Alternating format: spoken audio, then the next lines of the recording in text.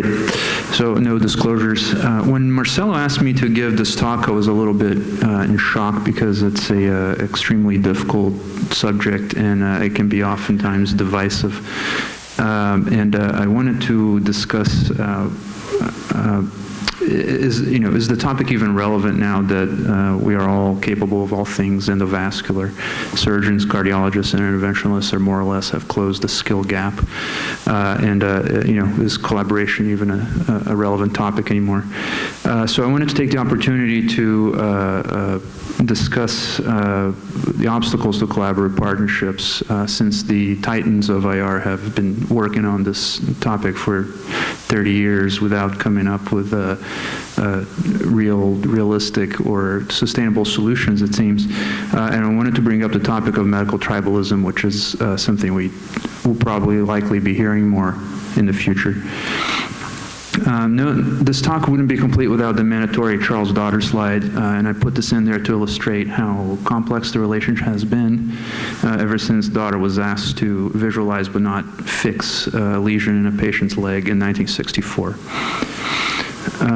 If you are going to go out there, and I'm speaking to colleagues of mine who are graduating around the same time as I am, if you want to build a collaborative PAD practice, well, what do? You need to first answer these questions. Why should anyone partner with you? What value are you adding to the relationship? Are you going to be seen as an asset to the partnership, and what needs are you feeling that's currently being unmet in the arrangement that they have? Before you do that, you should also understand collaboration. Well, the business literature has a great deal to say about collaboration, and besides the obvious definition that you see up there, an important aspect of collaboration is knowledge management, which they define as the transferring of know-how among individuals involved in a cooperative partnership. And the concept of knowledge management is essential to the high-tech industry and IT, and it's nonetheless essential in medicine. And this is also performed in conjunction with conflict resolution, which is performed as joint ventures or cooperative research in our area. Understand also barriers to entry and first mover advantages are also terms in business that can be readily applied to medicine. An example would be a barrier to entry that vascular surgery had when attempting to get into the field of endovascular work and needing to learn catheter-based skills. And the first mover advantage that IR had, which eventually became difficult to sustain since we did not control the entire supply chain of the PAD arena. The Harvard Business Review, in this article by Hamill, defines collaboration as competition in a different form. They describe harmony as not being the most important measure of success, but that achieving your goals that you have in conjunction with your partners being the most important measure. Collaboration has limits, and companies have to defend against competitive compromise, and that learning from partners is absolutely essential, this concept of knowledge management again. As we all know, Gary Becker and Dr. Katzen in the 1990s wrote a great deal about multidisciplinary centers, and they had their own reasons for collaboration, which are outlined over here. They perceived vascular surgery and IR to be natural allies. We needed to learn clinical skills, and they believed that establishing vascular centers would improve the quality of vascular care. And this would be allow us to preserve our first-to-market advantage as well. Well, the vascular surgery community at the time had a different idea of why they should collaborate, and this is apparent from their literature as well. And they did need to learn endovascular skills, and we needed to learn clinical skills, but the ultimate goal was not to practice in vascular centers, but to find our own independence, and we will all be happier. And this is a very clearly stated here in a answer to a question that Dr. Green from Rochester answered in the Eastern Vascular Society meeting in 2003, and stated at the last sentence over there, but I never looked at vascular centers as a means of practice once vascular surgeons were trained. Well, here we are, so now what?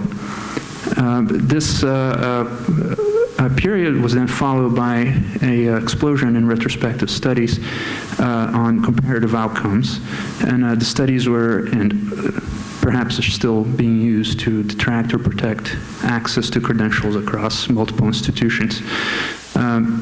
Most of these studies are extremely flawed, biased, and the flaws are pointed out in vitriolic letters to the editor that pop up after the study is published.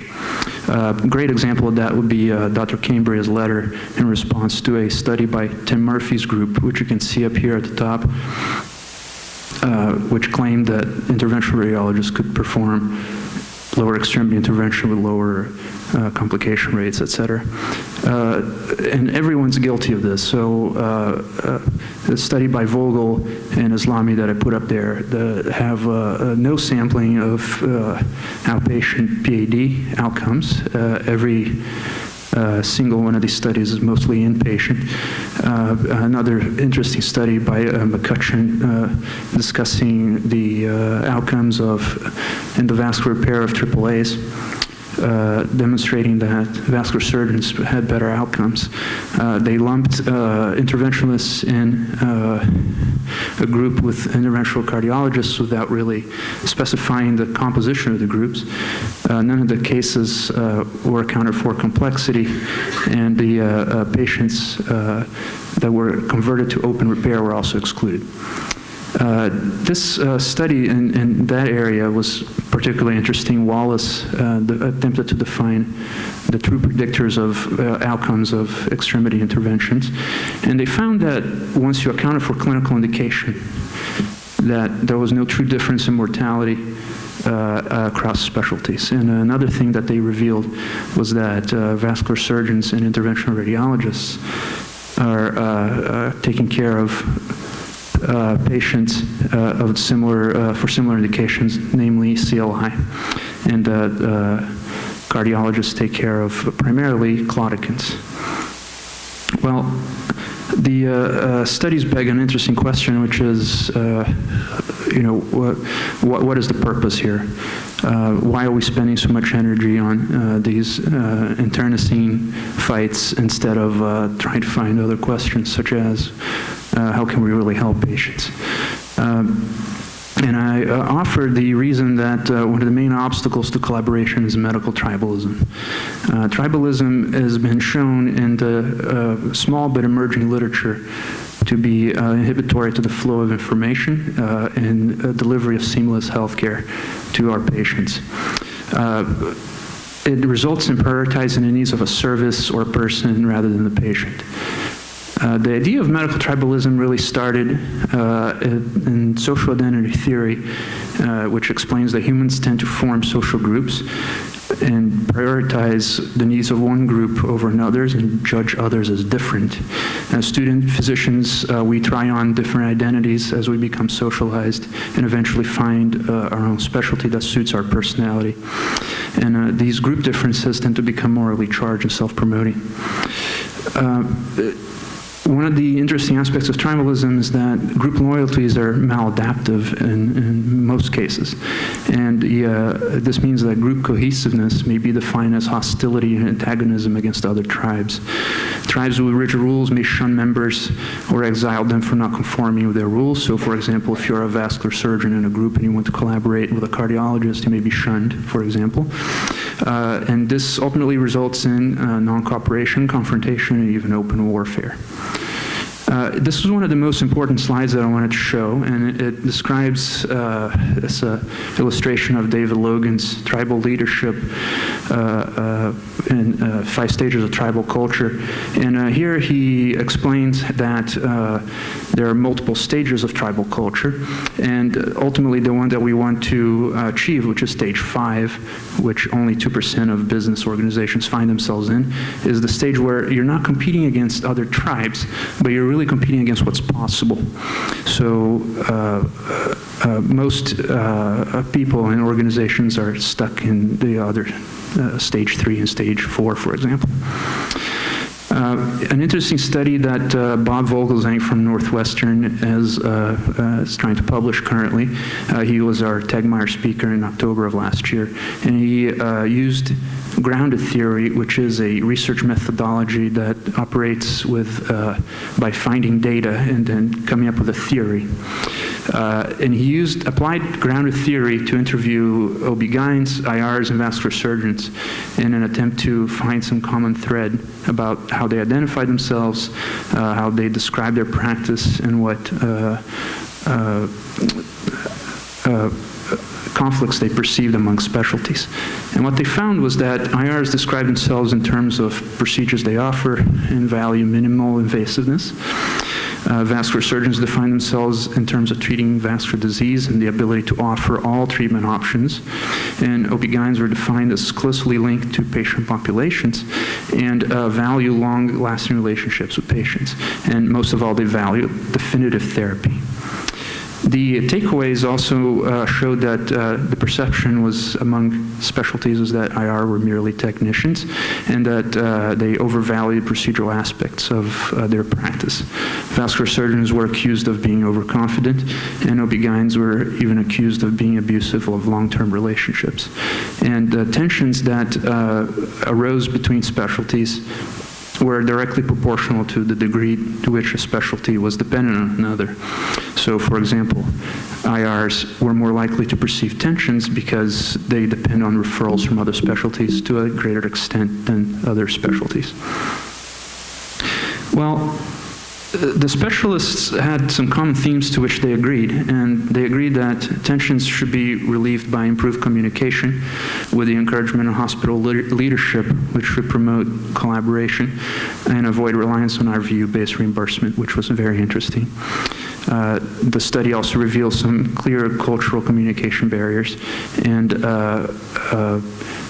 also described that subgroup identities, for example, your identity as a surgeon or as an interventionalist, was independent of the demise of other groups that you may perceive yourself to be competing with. So they also showed that collaboration depends on understanding of cultural differences, understanding of shared interests, and highlighted the importance of using a common language to express physician drivers. So as service line models in the future may become more and more important in our practice, collaborative relationships that are cohesive are most likely to be meeting the quality measurements to which we're going to be held up to. Well, back to the question that the talk is meant to answer, how to create a collaborative PAD practice. What should you remember about yourself is that IRs do much more than PAD. We have a tremendous portfolio of procedural skills, and in any group we bring ancillary imaging upstream and downstream from any intervention. IR brings a great deal of diversity to the table. Most IRs are trained to perform extremely difficult cases if they're trained in PAD. And this is also true of interventional cardiology, and I would also venture to say that application of coronary technologies to the field of PAD has been extremely positive in the field of PAD treatment. And why should patients like being seen by a multidisciplinary team? Well, collaboration may be achieved without sacrificing tribal identities. Diversity in skills and paradigms will create synergy to clinical partners. And this, in this diversity, this is the breeding ground for where innovation begins. And innovation can lead to alternatives that ultimately benefit the patients. And this can be seen throughout the history of interventional radiology. And this diversity is an integral part of knowledge management.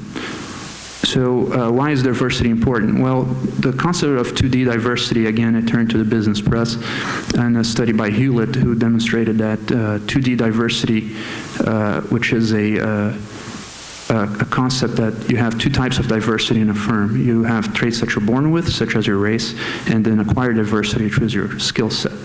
And companies that had 2D diversity were far more likely to out-innovate and outperform others by a very wide margin. So it looks like time's up. I'll be wrapping up here, but managers also have the opportunity to offer catalysts to innovation. And those two most important ones would be to create speak-up cultures where people are encouraged to be heard, and create havens for new ideas so that you're not punishing people for coming up with ideas that don't necessarily work. An example of this would be work that we did at UVA last spring, where we performed one of the first transcaval aortic thoracic endovascular repairs of an aneurysm, where we had a multidisciplinary team of interventional radiologists who pioneered the procedure, and then vascular surgeons who adopted the technology and a widespread implementation of it, and we improved and developed a technique with the help of interventional cardiologists. And you can see here the deployment of a closure device to close the transcaval access that we had in the cava and the aorta to deploy the graft. So now what? Well, practice environments are different everywhere. All politics is local, and what works for some places may not work for others. More research is needed in the psychosocial aspects of healthcare delivery teams, and outcomes data comparing collaborative versus non-collaborative data is completely missing from our literature, and there's a lot more to learn about that. We only have begun using registries for treatment of PAD, and that's an upcoming positive change as well. And we almost must place focus back on the patient if we're to achieve our mission. So with that, thank you very much.